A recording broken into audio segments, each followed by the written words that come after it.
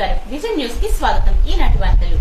భీమవరం మండలం దిర్స్మర్ గ్రామంలో కెల్లా వెంకట్రావు, లతా దంపతులిద్దరూ కలిసి వెంకట్రావు చిన్ననాటి స్నేహితుడైన గోవింద్ కు డబుల్ బెడ్రూమ్ గృహాన్ని స్నేహితుల దినోత్సవం సందర్భంగా కానుగ్గా ఇచ్చారు. ఈ సందర్భంగా వెంకట్రావు మాట్లాడుతూ 25 సంవత్సరాల క్రితం గోవింద్ తో కలిసి 5గురం భీమవరం నుండి హైదరాబాద్ వెళ్లామని, అక్కడ నుండి ఉండలేక గోవింద్ తిరిగి వచ్చేశాడని, అక్కడే ఉంటే మంచి పొజిషన్ లో ఉండేవాడేమోనని అన్నారు. కానీ దురదృష్టవశాత్తు ఆర్థికంగా ఎదగలేకపోవడంతో ఏదో ఒకటి స్నేహితుడికి చేయాలనే తలంపుతో ప్రసార మాధ్యమాల్లో చూసి ఈ నిర్ణయం తీసుకున్నట్లు తెలియజేశారు.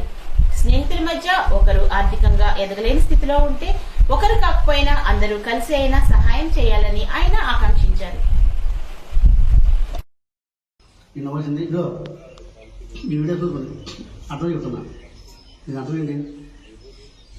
వీళ్ళంతా స్నేహితులు అంటే నిస్వార్థం, ఈయనకి ఆడికి సంబంధం లేదు.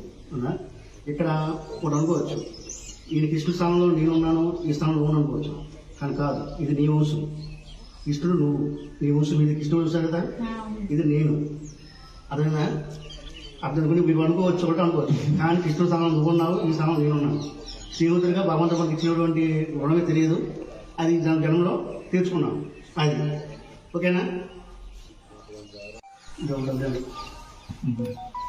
పై కూడా దూరంగా ఉన్నాడు.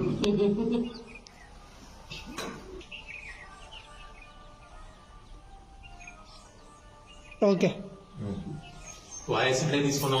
శ్రీరామ్, నా పేరు వెంకట్రావు. నేను 20 సంవత్సరాలు వెళ్ళి హైదరాబాద్ వెళ్ళి ఉన్నాను, అక్కడ స్థిరపడ్డాను. నేను హైదరాబాద్ వెళ్ళినప్పుడు నా మిత్రుడు గోవింద్ కూడా నాతో పాటు హైదరాబాద్ వచ్చాడు. ఇక్కడి నుంచి 5 మంది ఫ్రెండ్స్ వెళ్ళాము అందరం కలిసి. కానీ నలుగురు ఎట్లా వచ్చేసారు, నేను ఒక్కడిని అక్కడ ఆగిపోయాను. ఈరోజు నేను కూడా అక్కడ ఉండుంటే ఇంకో మంచి పొజిషన్ ఉండేవాడు అనుకునేవాడిని. వచ్చేసిన తర్వాత నేను అక్కడే కష్టపడ్డాము. ఏమైతే కానీ నాకు పుట్టినీళ్ళు మెట్టినీళ్ళు అన్నట్టు మన ఆంధ్రప్రదేశ్ అన్నది పుట్టినీళ్ళు, నాకు మెట్టినీళ్ళు అన్నది తెలంగాణ, హైదరాబాదు. తెలంగాణ ప్రజలు బాగా ఆదరించారు. అక్కడ ప్రేమాభిమానాలు మంచి అంతా. ఈరోజు నాకు ఉన్నటువంటి పెద్ద కుటుంబం నాకు హైదరాబాద్ తెలంగాణ కుటుంబం, తర్వాత ఆంధ్రప్రదేశ్ చేస్తున్నాము. కొన్ని 2 సంవత్సరాల నుంచి ఏదో కార్యక్రమం చేద్దాము. ఈయన్ని కొద్దిగా చిన్నప్పుడు చూస్తున్నాను, బాగా కొద్దిగా ఇబ్బందుల్లో ఉన్నాడు. 2 ఆడపిల్లలతో ఉన్నారు, బాగా చదువుకుంటున్నారు. ఇతనికి ఏదో చేయాలని మనసులో అనుకున్నప్పుడు మా మిస్సెస్ తోటి, మా నాన్నగారితో అంతా చర్చించినప్పుడు వాళ్ళందరూ కూడా సద్భావంతో, చాలా విశాల ఉదయంతో ఈయనకు ఏదైనా చేయమని చెప్పి అన్నారు. అది ఏం చేద్దామంటే పిల్లలకి ఫీజు కడితే 1 సంవత్సరం అయిపోతుంది, ఏదైనా 20,000 30,000 ఇచ్చామంటే ఆ రోజు అయిపోతుంది. కానీ ఆయన శాశ్వతంగా ఏదో ఉండాలని మా కుటుంబ సభ్యులందరూ కూడా నిర్ణయించుకొని మేము కొద్దిగా దాచుకున్న అమౌంట్ అన్నీ కలిపి ఈయనకి ఈ చిన్న ఇల్లు ఇవ్వడం జరిగింది. అది కూడా నేను వెళ్ళి హైదరాబాద్ 25 సంవత్సరాలు 20 సంవత్సరాల సందర్భంగా కూడా ఒక కార్యక్రమంగా నేను భావిస్తున్నాను.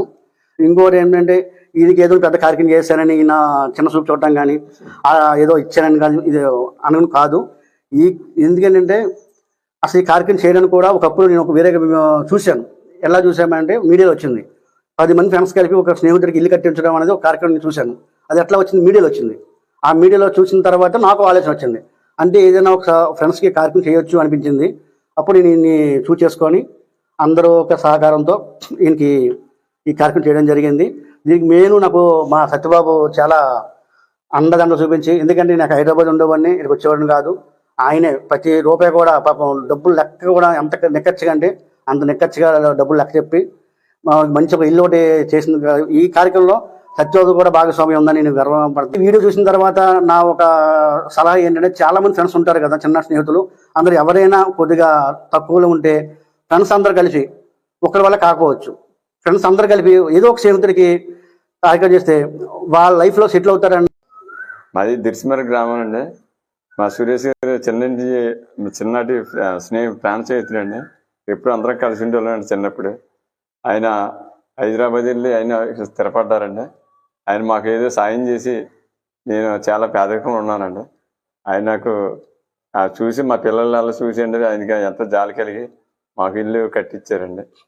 అదే ఆ కుటుంబానికి మొత్తం ఫ్యామిలీకి అందరికీ నేను చాలా రుణపడి ఉంటామండి. ఎందుకంటే అండి మమ్మల్ని చాలా పేదరికంలో వాళ్ళు చూశారండి. వాళ్ళు ఎప్పుడు వచ్చినా మమ్మల్ని పట్టించుకుంటారు.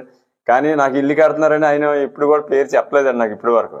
నిన్నే తెలిసిందండి నాకు, ఆయన సురేష్ గారే కడుతున్నారనేసి నాకు నిన్నే తెలిసిందండి మాకు.